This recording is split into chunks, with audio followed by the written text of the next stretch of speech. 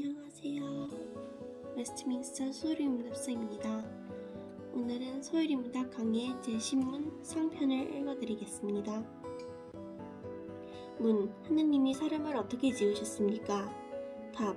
하느님이 사람을 남대로 지으시되 자기 형상대로 지식과 공의와 거룩함이 있게 하시어 모든 생물을 다스리게 하셨습니다. 하느님의 작정하심이 행위로 나타나는 것이 이 세상의 창조입니다. 이 세상의 창조를 살펴보면서 우리는 창조에 어떤 방향이 있음을 알 수 있었습니다. 하느님께서는 맨 처음 혼돈하고 공허하며 깜깜한 상태로 창조하셨습니다. 그런데 이것이 창조 주간을 지나면서 점점 그 목적에 맞도록 형태와 내용을 잡아가더니 마지막에 인간을 지으셨습니다. 그리고는 인간에게 복을 주시며 그들에게 이르시되 생육하고 번성하여 땅에 충만하라, 땅을 정복하라, 바다의 고기와 공중의 새와 땅에 움직이는 모든 생물을 다스리라. 창세기 1장 28절이라고 말씀하셨습니다. 이것이 하나님이 세상을 창조해 오신 목적입니다. 물론 그것이 전부는 아닙니다.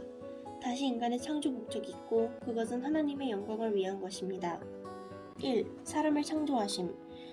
오늘 소율의문답 제10문은 인간 창조에 관한 내용을 가르쳐주려고 합니다. 이것은 창세기 1장과 2장에 기록되어 있습니다. 그렇게 주로 그 기록을 살펴보도록 하겠습니다. 창세기 1장 26절. 하나님이 가라사대 우리의 형상을 따라 우리의 모양대로 우리가 사람을 만들고 그로 바다의 고기와 공중의 새와 육축과 온 땅과 땅이 기는 모든 것을 다스리게 하자. 하나님께서 당신님의 형상을 따라 사람을 만드시고 그에게 복을 주기로 작정하셨음을 볼 수 있습니다. 하나님은 이렇게 작정하신 것을 실행하십니다. 하나님이 자기 형상, 곧 하나님의 형상대로 사람을 창조하시되 남자와 여자를 창조하셨습니다. 그리고는 위에 인용한 28절의 복과 명령을 주셨습니다. 하나님의 형상이 무엇을 의미하는지와 구체적인 명령에 대해서는 다음에 확인하도록 하겠습니다. 오늘은 사람을 창조하심, 남자와 여자를 창조하고 계심에 대해 살펴보겠습니다. 2. 돕는 배필을 지으신 님. 사람을 창조하심, 특히 남자와 여자의 창조에 대해 좀 더 자세히 설명하는 것이 2장에 나옵니다. 2장 7절에 보면 하나님께서 흙으로 사람을 지으시고 생기를 불어넣으셔서 아담을 만드십니다. 히브리어로 흙은 아담이고 이것은 사람이라는 단어인 아담의 여성형입니다. 이런 것을 언어 유희라고 합니다. 여기서는 단 한 사람만 만드십니다. 하나님께서는 이 아담에게 명령을 주시고 에덴 동산에서 살게 하셨습니다. 그런데 이 상황에 대해 하나님께서 아담을 독처하는 것이 좋지 못하니 내가 그를 위하여 돕는 배필을 지으리라고 하셨습니다. 이것은 세상을 창조하시면서 계속 좋다고 하신 것과 대조됩니다. 그렇게 이 좋지 못한 상황에 대해 조치가 필요했습니다. 좋지 못한 상황을 좋은 상황으로 변화시킬 조치는 돕는 배필이 지으시는 것이었습니다. 문제는 돕는 배필이 구체적으로 어떻게 도와서 무엇을 좋게 만들 것인지에 대해 정확히 파악하기가 어렵다는 것입니다. 왜냐하면 좋다라는 단어는 멋있다, 맛있다, 사랑한다, 동의한다, 맞다 등등의 여러 가지 의미로 쓰이기 때문입니다. 이 중 어떤 의미에서 좋다의 반대 상황인지 알아야 합니다.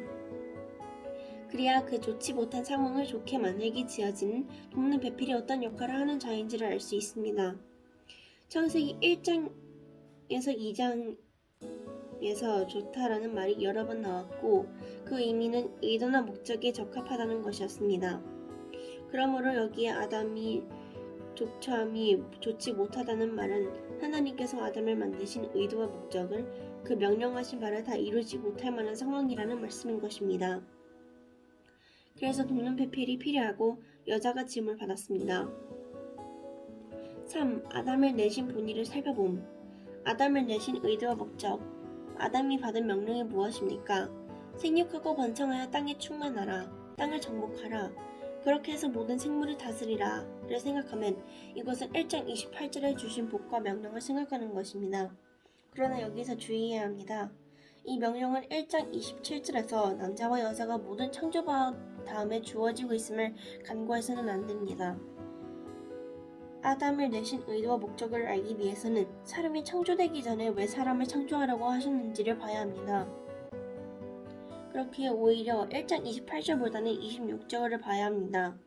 26절에는 생육하고 번성하여 땅에 충만하라는 내용이 없습니다. 이것은 하나님의 계획의 일부분을 보여준 것이고 이 계획이 아담에게는 어떻게 전달되었는가를 봐야 합니다. 2장 15절에 있습니다. 여호와 하나님이 그 사람을 이끌어 에덴 동산에 두사 그것을 다스리며 지키게 하시고 바로 이것입니다. 아담은 다스리며 지키는 것을 그의 일로서 명령받았습니다.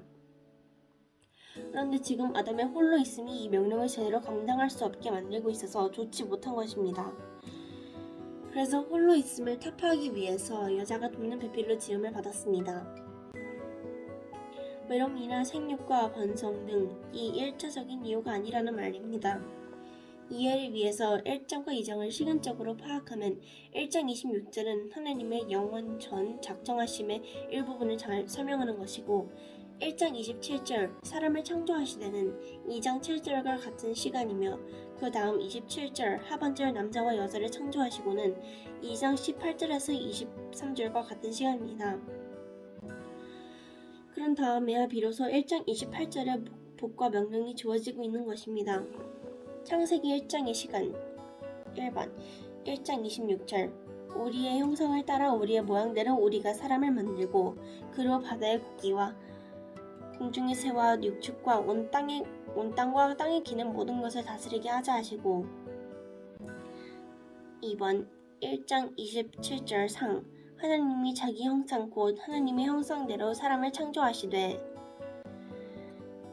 3.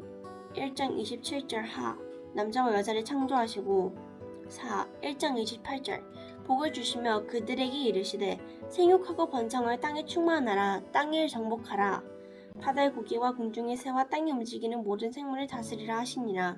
창세기 2장의 시간 2번 2장 7절 흙으로 사람을 지으시고 3번 2장 18절에서 23절 그 갈빗대로 여자를 만드시고 4번 26절과의 차이 변화를 보라. 그가 그들로 변하였고 생육, 번성, 충만, 정복 등의 명령이 더하여졌다. 4. 돕는 배필 찾기 돕는 배필의 필요를 다스리고 지키는 사역에 초점을 맞추지 않고 여자를 만드셨다는 사실과 1장 28절의 명령만 생각하면서 생육과 번성에 초점을 맞춘다면 다음 구절들이 이상해집니다. 2장 28절을 다시 한번 보십시오. 하나님께서 돕는 배필을 지으시겠다고 하셨습니다. 그런데 19에서 20절에서는 하나님께서 난데없이 짐승들과 새들을 아담에게 나오게 하시고 이 아담이 이름을 짓는 장면이 나옵니다.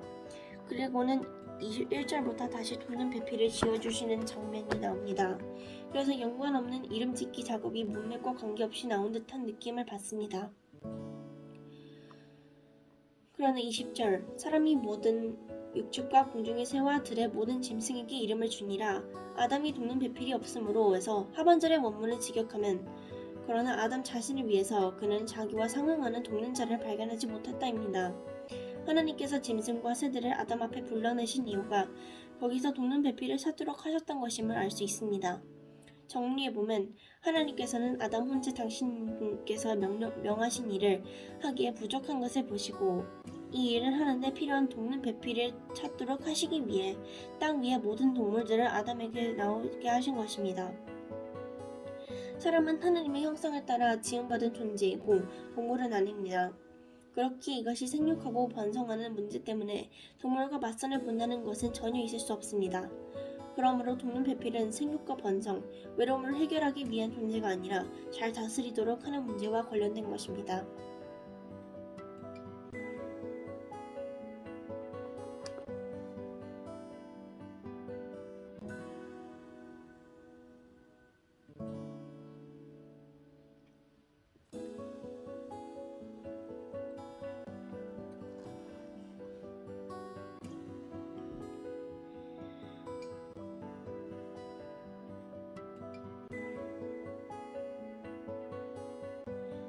여자라는 존재. 아담은 동물들이 자신 앞으로 나올 때 그 본질들을 잘 파악하여 이름을 주었지만 거기서 돕는 배필을 찾지 못하였습니다. 결국 하나님께서 직접 주어주셨습니다. 아담은 이 존재를 보고 감탄을 하며 탄성을 지릅니다. 이번에야말로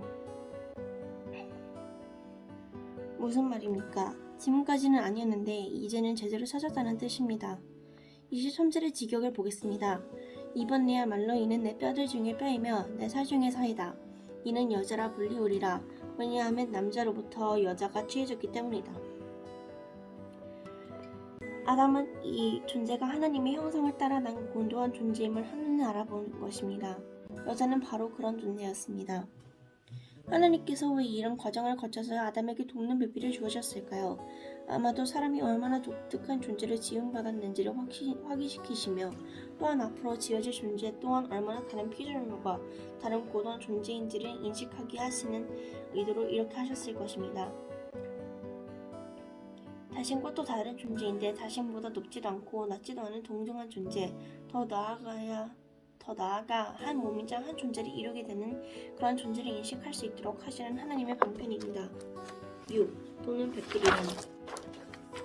그런데 우리는 돕는 배필이라는 말 때문에 성경이 여자의 지위를 남자에게 종속된 존재로 말씀하는 것으로 생각합니다. 그러나 그것은 오히려 역사 속에서 남성들의 지배, 특히 우리나라 같은 경우에는 유교적인 관습인 남존여비 사상적 관점으로 성경을 보기 때문에 생긴 오해입니다. 성경이 말씀해 주시는 돕는 배필이란 원어상으로 돕는 자와 그와 상응하는 입니다. 돕는 자라는 의미는 조수, 내조자 등의 의미가 아니라 능력이 있는 자입니다. 이는 하나님께서 우리의 돕는 자로 표현됨을 생각할 때 분명해집니다. 하나님을 우리의 조수로 생각하지는 않을 것입니다. 그러므로 돕는 배필이란 그와 대등한 능력을 가진 자입니다. 남자가 오른쪽 눈이라면 여자는 왼쪽 눈이란 것입니다. 이 대등한 돕는 자가 있어야 하나님께서 명하신 다스리고 지키는 일을 좋게 잘 수행할 수 있는 것입니다. 즉 사람은 혼자 세상을 다스려가도록 되어 있는 존재가 아님을 확인하였고 주께서는 이런 존재의 부족을 공동체를 형성함으로 채워가게 하셨습니다. 그리고 그 공동체가 점점 크게 되어 땅에 충만하도록 요구하신 것입니다. 아담에게 생육과 번성이 가능한 여자를 주신 이유가 바로 그것입니다. 그럼 결국 여자는 생육과 번성을 위해서 지어진 것 아닙니까? 라는 질문을 할 수도 있을 것입니다. 맞습니다. 그러나 분명히 인식해야 하는 것은 여자가 생육과 번성의 도구로 지어진 것은 아니란 말입니다.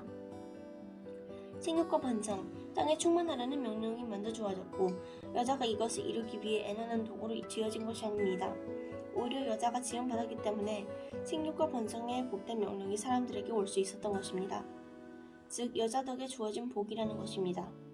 세상을 잘 다스리기 위해서 공동체 형성이 필요했고 이 다스리는 사역을 함께할 존재를 주어진 것이 여자이며 더 나아가 생육과 번성이 가능한 돕는 자를 주신 것은 그 다스리는 공동체를 크게 하시려는 하나님의 뜻이란 말입니다. 여성을 생육과 번성을 위해 지어진 것으로 보느냐, 여성이 지음을 받았기에 생육과 번성의 명령을 받을 수 있었느냐는 참으로 큰 차이를 가져옵니다. 도구적인 존재냐, 동일한 존재로서 명령을 수행하는 위치냐의 차이입니다. 이처럼 성경이 말하는 여자의 위치는 고도한 것입니다. 그러니 인간들은 이 말씀을 자신의 죄성을 가지고 성경을 왜곡하곤 했습니다. 그러고는 그것이 성경이 말하는 것이라고 주장해왔습니다. 그러나 그렇지 않다는 것을 우리는 성경 본문을 자세히 살펴보면서 알 수 있었습니다. 오늘의 시점에는 이 말씀이 그리 큰 감흥이 없을지도 모릅니다. 그렇지만 이 말씀이 주어졌던 시기의 유대인들은 여자를 남자와 같은 인간으로 취급하지 않던 시기입니다. 유대인뿐 아니라 인류의 역사는 남자들의 횡포의 역사라고 해도 과언이 아닐 만큼 행해왔습니다. 그러나 여자가 없이는 세상을 잘 다스려갈 수 없습니다. 하나님께서 증언하시는 것입니다. 아마도 세상이 지금처럼 생각하기 어려운 상당 부분은 남자들이 여자를 억압했기 때문에 심화된 것입니다. 이런 점에서 페미니스트들의 주장은 비록 많은 부분에서 도를 지나치며 창조의 본의와 질서를 거스르는 면이 있지만 우리가 귀를 기울여야 한다고 봅니다. 7. 그럼에도 불구하고 아마 많은 진보적인 성향, 특히 페미니스트적인 성향을 가진 자들은 이제부터의 제 말에 대하여서는 강한 반감을 가질 것입니다. 잘 나아가다가 엉뚱한 이야기를 하여서 망쳤다고 할지도 모르겠습니다. 그러나 이 모든 것이 성경 이야기임을 분명히 확인했기에 이제 성경이 말하고 있는 또 다른 면을 간과해선 안 된다고 생각합니다. 성경은 이처럼 강력하게 그리고 논리적으로도 남녀 차별이 없고 동등하며 한 몸임을 말씀해주고 있지만 차이 또한 분명하게 말씀해주고 있습니다. 창세기 1장과 2장의 남녀 관계 설정에 대한 차이점에 대해서는 바울 사도께서 잘 요약해주고 계십니다. 고린도전서 11장 8절에서 9절 남자가 여자에게 난 것이 아니요 여자가 남자에게서 났으며 남자가 여자를 위함을 지음을 받지 아니하고 여자가 남자를 위해서 지음을 받은 것이니 위에서 한 이야기들을 한순간에 뒤집는다고 볼 수도 있을 것입니다. 그러나 이 두 가지가 결코 모순된 것만은 아닙니다. 인물 측면에서 다르다는 것입니다. 물론 세상은 책임이 크면 권리가 크고 어떤 책임은 다른 책임보다 더 중요하게 여겨지거나 귀하게 여겨집니다. 그런데 문제는 그 판단 기준이 이미 타락한 구조 속에서 이루어지는 것입니다. 이 타락한 판단 기준에서 노임을 받는다면 참으로 아름답게 조화되어 하나님께서 내신 본의와 질서를 이루어갈 수 있을 것입니다. 다음 시간에 만나요. 안녕.